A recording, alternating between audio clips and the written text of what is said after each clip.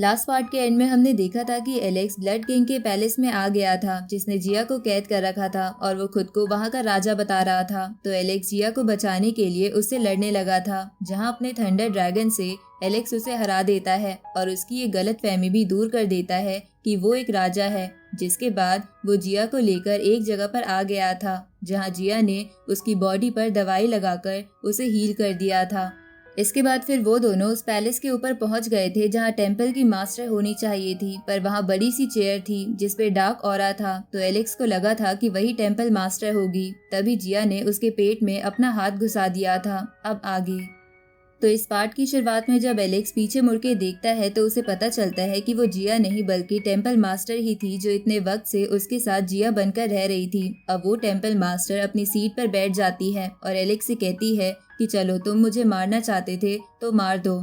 उसी वक्त हम थोड़े समय पहले का सीन देखते हैं जहां जिया को उसी जगह पर कैद कर रखा था। तभी टेम्पल मास्टर उसके पास आती है और उससे कहती है कि तुम्हारा ब्लड प्योर नहीं है पर मेरे लिए बहुत कीमती है। इस पे जिया उससे पूछती है कि तुम कौन हो और तुम मेरे लोगों को नुकसान क्यों पहुंचा रही हो, आखिर तुम्हें चाहिए क्या।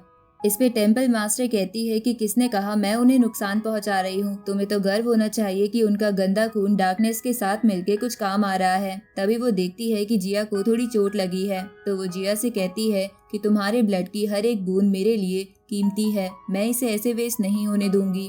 तभी जिया उससे फिर से पूछती है कि तुम हो कौन। इस पे टेम्पल मास्टर बोलती है कि मैं डार्कनेस से आई हूँ ताकि मैं तुम्हारी मदद से इस दुनिया में किसी को बुला सकूं। इसके बाद टेम्पल मास्टर अपना रूप बदलकर जिया से कहती है कि तुम्हारा लवर जो है वो तुम्हारे पीछे जरूर आएगा, तो मैं देखना चाहती हूँ कि वो तुम्हारे लिए किस हद तक जा सकता है और तुम्हें कितना पहचानता है। अब प्रेजेंट में टेम्पल मास्टर एलेक्स से कहती है कि तुमने तो मुझे डिसअपॉइंट कर दिया, मुझे तो लगा तुम जिया को तुरंत पहचान लोगे, पर तुम तो मेरे धोखे में आ गए।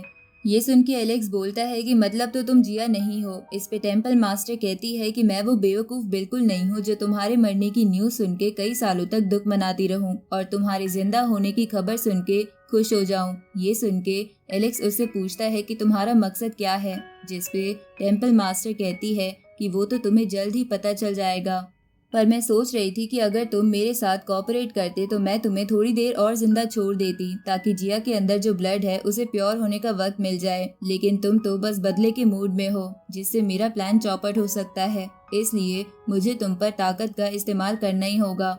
अब टेम्पल मास्टर एलेक्स को अपने साथ एक दूसरी जगह ले आती है जहां बहुत सारे टेंटिकल्स थे। तभी टेम्पल मास्टर वहां आते हुए एलेक्स से कहती है कि मेरा प्लान अभी भी चौपट नहीं हुआ है। ये सुन के एलेक्स उससे पूछता है कि आखिर तुम करना क्या चाहती हो, पर टेम्पल मास्टर उन टेंटिकल से एलेक्स पर अटैक करवाते हुए कहती है कि तुम्हें सब कुछ जल्द ही पता चल जाएगा। तभी वो देखती है कि एलेक्स का घाव हील हो चुका है। ये देखकर वो बोलती है कि तुम्हारा सुप्रीम ब्लड भी सच में कमाल का है जो तुम्हें इतनी जल्दी हील कर देता है। उसी वक्त एलेक्स उस पर अपनी स्पेयर से अटैक करता है, लेकिन टेम्पल मास्टर राख में बदलकर दूसरी जगह आ जाती है और एलेक्स से कहती है कि मुझ पे अटैक करना यूजलेस है, मैं इमोर्टल हूँ क्योंकि मैं डार्क एनर्जी से बनी हूँ जिसे तुम जैसा कोई नहीं हरा सकता। इसके बाद वो लगातार एलेक्स पर अटैक करने लगती है, जहाँ ऐसा करते हुए वो एलेक्स से कहती है कि मैं तुम्हें डार्कनेस की पावर दिखाना चाहती हूँ। तभी एक टेंटिकल से एलेक्स के फेस पर कट लग जाता है, जिससे निकल रहे ब्लड को वो टेम्पल मास्टर अपने ब्रेसलेट में डालती है, जिसके कारण वो और पावरफुल हो जाती है। अब वो एक साथ कई सारे टेंटिकल से उस पर अटैक करती है, जिसे रोकते हुए एलेक्स मन में सोचता है कि इसके अटैक सच में बहुत ही ज्यादा खतरनाक है, इसे हराना बिल्कुल भी आसान नहीं होगा। उसी वक्त वो डार्क एनर्जी से बने टेंटिकल्स एलेक्स की थंडर शील्ड से टकराकर एक नुकीले वेपन में बदल जाते हैं, जिसे एलेक्स तेजी से पीछे फेंक देता है, जो जाकर उस टेम्पल मास्टर के फेस को कट करते हुए निकलते हैं, जिसकी वजह से उसके फेस से खून आने लगता है। ये देखकर एलेक्स समझ जाता है कि थंडर एनर्जी की मदद से टेम्पल मास्टर को खत्म किया जा सकता है। इधर टेम्पल मास्टर गुस्से में कहती है कि मैंने जैसा सुना था वैसे ही तुम्हारी चमड़ी बहुत मोटी है, तुम ऐसे हार नहीं मानोगे। इसके बाद वो एलेक्स को दूसरे वर्ल्ड में ले आती है और उसे कहती है कि चिंता मत करो, आने वाली डार्कनेस पूरी दुनिया को कवर कर लेगी और यहाँ से इंसानों का नामो निशान मिटा देगी। इस पे एलेक्स कहता है कि बकवास बंद करो और मुझे बताओ कि जिया कहाँ पर है। ये सुन के टेम्पल मास्टर कहती है कि वो तो अपनी एनर्जी बचा रही है गेट ऑफ डार्कनेस को ओपन करने के लिए, क्योंकि उसका ब्लड बहुत ही वैल्यूएबल है, जिसकी वजह है सुजाकू किंग, जिसकी ब्लड लाइन से जिया है। अब वो फिर से एलेक्स पर अटैक करने लगती है, लेकिन उससे बचते हुए एलेक्स उस पर थंडर अटैक करते हुए कहता है कि जल्दी से जिया मुझे दे दो, वरना मौत तुमसे ज्यादा दूर नहीं है। इधर थंडर अटैक से वो टेम्पल मास्टर थोड़ा इंजर्ड हो गई थी। अब एलेक्स उसके पास जाने लगता है तो टेम्पल मास्टर वहाँ से कहीं और जाते हुए कहती है कि मैं तुम्हें उससे मिलवा सकती हूँ, पर बदले में मुझे तुम्हारा सुप्रीम ब्लड चाहिए। ये सुन के एलेक्स सोचता है कि ये बार बार मेरे सुप्रीम ब्लड के बारे में क्यों बोल रही है, आखिर इसे मेरा ब्लड क्यों चाहिए। उसी वक्त एलेक्स उस जगह से हटके दूसरी जगह आ जाता है। तभी एक गुफा से एक एग बाहर आता है जिसके अंदर जिया थी, पर वो इंजर्ड थी, लेकिन उसे उसी जगह चोट लगी थी जहाँ पर एलेक्स ने टेम्पल मास्टर पर अटैक करा था। उसी वक्त टेम्पल मास्टर एलेक्स से कहती है कि जिया का ब्लड प्योर नहीं है, जिसकी वजह से इसे प्योर होने में थोड़ा समय लगेगा, लेकिन तुम्हारा ब्लड एक कैटलिस्ट की तरह काम करता है जो जिया के ब्लड को बहुत जल्दी प्योर कर सकता है, जिसकी वजह से मेरा प्लान जल्दी पूरा हो सकता है। इधर एलेक्स जिया की ऐसी कंडीशन देखकर टेम्पल मास्टर से कहता है कि तुमने इसके साथ क्या किया। इस पे टेम्पल मास्टर कहती है कि मैंने उसे कुछ नहीं किया, ये सब तुम्हारा किया धरा है। असल में टेम्पल मास्टर ने जो ब्रेसलेट पहन रखा था वैसा ही ब्रेसलेट उसने जिया के हाथ में भी पहना दिया था, जिसके कारण अब जो भी चोट टेम्पल मास्टर को लगेगी वो जिया की बॉडी पर भी लगेगी, और अगर टेम्पल मास्टर मरी तो जिया भी मरेगी। अब एलेक्स भी ये सब समझ गया था। इसके बाद वो तेजी से टेम्पल मास्टर पर थंडर अटैक करने के लिए आगे बढ़ता है, लेकिन एकदम से वो रुक जाता है क्योंकि इससे जिया मर सकती थी। उसी वक्त टेम्पल मास्टर कहती है कि अब क्योंकि तुम मुझे अब हर्ट नहीं कर सकते तो तुम्हारा फाइट करने का भी कोई फायदा नहीं होगा, इसलिए अब चुपचाप बस मेरी बात मानो। इसके बाद वो एलेक्स को एक केज में बंद कर देती है और बोलने लगती है कि एक बार जब कोई इंसान किसी की फिक्र करने लगता है तो वो चीज उसे बहुत वीक बना देती है, जैसा कि अभी फिलहाल तुम हो, क्योंकि जिया की वजह से तुम मुझे हाथ भी नहीं लगा सकते, इसलिए अब जो भी मैं बोलूंगी वो तुम्हें करना पड़ेगा।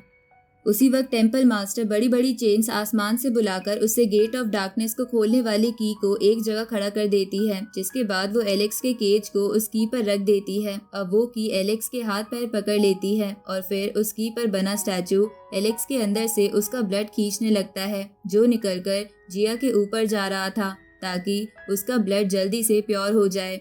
तभी टेम्पल मास्टर एलेक्स से कहती है कि मुझे माफ कर देना, पर ये करना जरूरी है। मैं गेट ऑफ डार्कनेस को ओपन करने का और इंतजार नहीं कर सकती, क्योंकि अगर मैं ऐसे ही वेट करती रही तो पता नहीं जिया के ब्लड को प्योर होने में कितना समय लगेगा। उसी वक्त एलेक्स समझ जाता है कि इसी वजह से जिया की मॉम उसे वहाँ से जाने को कह रही थी, क्योंकि उसका ब्लड जिया के ब्लड को प्योर कर सकता था। तभी टेम्पल मास्टर एलेक्स से कहती है कि तुम्हें तो जिया की मॉम ने पहले ही हिंट दे दी थी, पर तुम ही उसे नहीं समझ पाए। अब टेम्पल मास्टर जिया के क्रिस्टल जैसे दिखने वाले एग को अपने पास लाती है। इधर एलेक्स दर्द के मारे चीख रहा था, तभी जिया का ब्लड उसकी बॉडी से बाहर निकलता है और जमीन से एक गेट बाहर आने लगता है, जिसे देखकर टेम्पल मास्टर कहती है कि आखिर इतने सालों का वेट मेरे लिए सफल रहा, आज मेरा सपना पूरा होने वाला है। अब जिया के ब्लड की वजह से वो गेट ओपन हो जाता है, जिसे देखकर एलेक्स को जिया की चिंता होने लगती है और वो सोचता है कि अगर थंडर डार्क एनर्जी को तबाह कर सकती है तो मैं डार्क एनर्जी को अपनी बॉडी के अंदर खींच लूंगा और उसे रिफाइन करके अपने बेनिफिट के लिए इस्तेमाल करूंगा। इसके बाद एलेक्स आसपास की डार्क एनर्जी को अपनी बॉडी के अंदर खींचने लगता है और सोचता है कि ऐसा करके ही मैं टेम्पल मास्टर की बॉडी को जिया की बॉडी से अलग करने का रास्ता ढूंढ सकता हूँ। इधर ये सब देखकर टेम्पल मास्टर एलेक्स से कहती है कि मैं हैरान हूँ कि तुम सच में मेरी डार्क एनर्जी को एब्जॉर्ब कर रहे हो। इधर एलेक्स की बॉडी के अंदर वो डार्क एनर्जी उसके ब्लड के साथ मिल रही थी। तभी टेम्पल मास्टर एलेक्स से कहती है कि तुम बेवकूफ हो, तुम्हें क्या लगता है डार्क एनर्जी तुम्हें जिंदा रहने देगी? वो तुम्हारी बॉडी को धीरे धीरे तबाह कर देगी और तुम फट जाओगे। इधर एलेक्स की बॉडी में क्रैक बनने लगते हैं और उसे बहुत ज्यादा दर्द हो रहा था, साथ ही वो डार्क एनर्जी उसकी पूरी बॉडी में फैल गई थी। तभी वो गेट ऑफ डार्कनेस की टूटने लगती है और एकदम से वहाँ बहुत बड़ा धमाका होता है, जिसे देखकर टेम्पल मास्टर कहती है कि डार्क एनर्जी को कोई भी इतनी आसानी से नहीं संभाल सकता। एलेक्स पागल था जो उसने ऐसा करने की हिम्मत करी। उसी वक्त उसकी ओर डार्क एनर्जी और थंडर से बने वही वेपन आते हैं, जिसे रोकने के लिए जैसे ही टेम्पल मास्टर अपना हाथ आगे करती है तो उसके हाथ से वो ब्रेसलेट टूट के नीचे गिर जाता है और वो टेम्पल मास्टर खुद को बड़ी मुश्किल से संभालती है। उसी वक्त धुआं हटता है और टेम्पल मास्टर देखती है कि एलेक्स अभी भी जिंदा है, जिसने अपनी थंडर पावर की मदद से डार्क एनर्जी को एब्जॉर्ब तो कर लिया था, लेकिन उसे अपनी बॉडी पर हावी नहीं होने दिया। जिसकी वजह से उसके पास डार्क एनर्जी से बना एक आर्मर भी आ गया था और अब वो डार्क मैटर को कंट्रोल भी कर सकता था। इधर वो ब्रेसलेट टेम्पल मास्टर के हाथ से हटते ही जिया का भी ब्रेसलेट उसके हाथ से गायब हो जाता है और इसी के साथ ये पार्ट यहीं खत्म होता है।